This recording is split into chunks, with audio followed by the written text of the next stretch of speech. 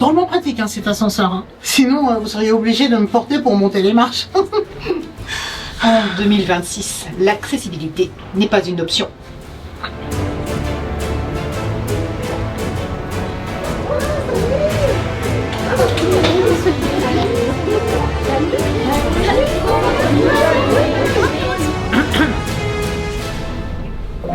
Bonjour mesdames, si vous écoutez ce message, c'est que vous avez accepté de renouveler votre mission annuelle, réaliser le film de l'année 2025. Alors, partagez tout ce que vous avez vécu cette année dans notre belle ville. Votre film sera diffusé lors de mes vœux 2026. Je compte sur vous, mes super agents de l'Aigle. Mais c'est quand même compliqué comme mission. Et si on faisait un PowerPoint? Et pourquoi pas un diaporama avec une petite musique? C'est simple, basique. C'est refait, quoi. Un peu de côté, quoi. Non, faut vivre avec son temps. On va faire un TikTok. Et puis on va demander à ChatGPT pour le scénario. Non mais de toute façon, ChatGPT n'a pas ressenti, entendu, vu tout ce qu'on a pu vivre cette année. Par exemple, il ne sait pas à quel point j'ai aimé, j'ai joué, j'ai dansé et j'ai râlé. Bon, on va réfléchir avec méthode pour écrire le scénario. Que s'est-il passé cette année 2025 à l'Aigle? Moi, je dirais que la ville a continué à se transformer. Regarde, le quartier de la Madeleine avec sa prairie urbaine, son verger et ses jardins familiaux, les nouveaux aménagements autour des immeubles. Tu as raison. En plus, il y a de nouveaux projets, avec de nouveaux logements au Bois-Robert, des nouveaux projets d'implantation d'entreprises avec l'aménagement du parc d'activités de la Frémondière. Et puis la nouvelle implantation du marché, moi je trouve ça bien. Tout est regroupé maintenant.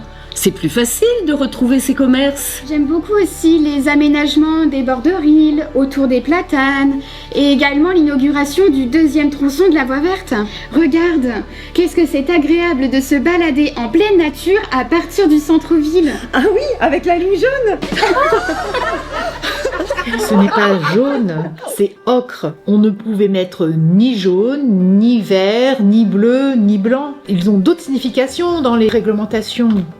En tout cas, moi je trouve que les services techniques de l'Aigle font un travail admirable. Un vrai travail de l'ombre pour embellir l'Aigle, malgré les difficultés qu'ils peuvent rencontrer. Ils décorent toujours la ville en fonction des saisons et des événements. Ils fleurissent les moindres recoins. D'ailleurs, c'est en partie grâce à eux qu'on a eu la 3e fleur au label Ville et Village Fleuri. C'est vrai que les aiglons et les aiglonnes sont assez forts pour fleurir leur ville. D'ailleurs, au concours de fleurissement, beaucoup de lauréats départementaux venaient de l'Aigle. Mais oui, les aiglons ont un talent fou. Regarde, quand tu vois les trophées du commerce et de l'artisanat et tous ces savoir-faire locaux.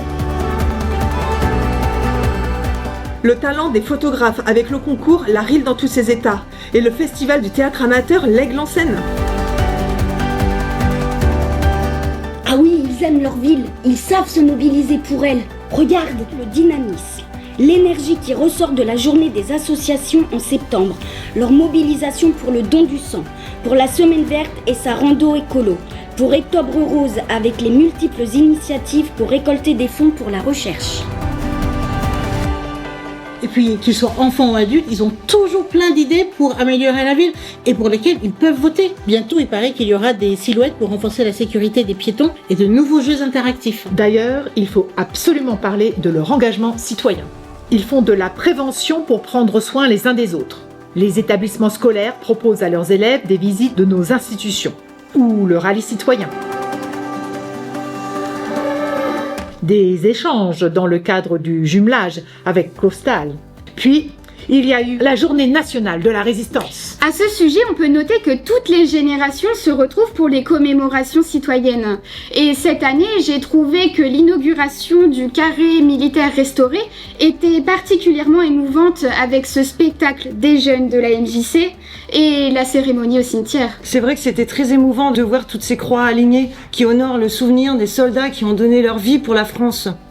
Tu te rends compte? Notre doyenne Marie Hamon, elle aurait presque pu les connaître. Elle s'est éteinte à 106 ans cette année. C'est beau quand même. Avec tous nos centenaires, je comprends mieux pourquoi il y a tous ces arrivants à l'Aigle. D'ailleurs, je me demande si l'un des secrets de longévité de notre population, ce ne serait pas notre esprit de fête. C'est sûr qu'entre la fête de la musique pour les plus jeunes comme les plus âgés, la chasse aux œufs dans le jardin de la mairie, les quartiers d'été de la Madeleine, la fête du 14 juillet, les animations musicales tout l'été sous les platanes comme sur le marché,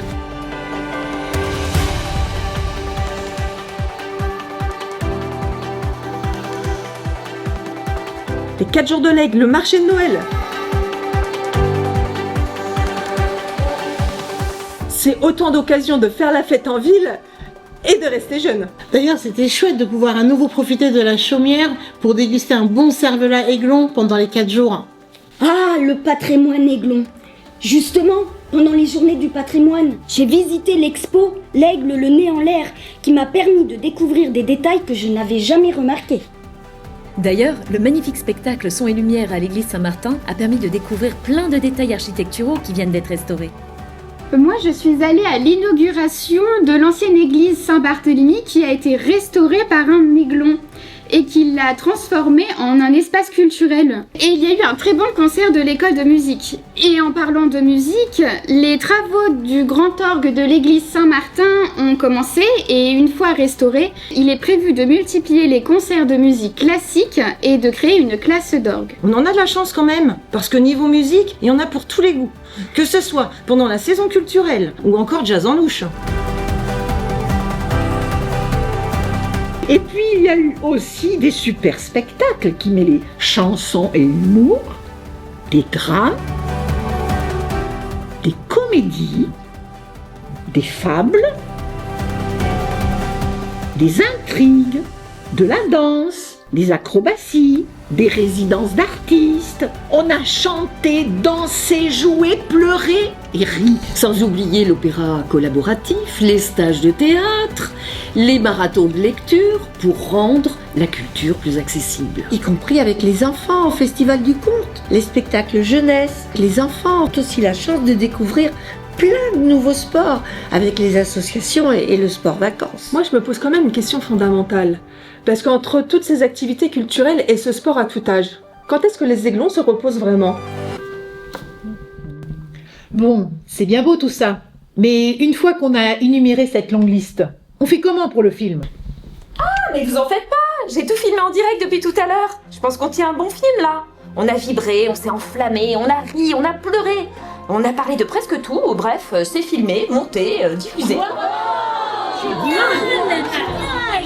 Super, ça veut dire que c'est l'heure du buffet alors. Patience.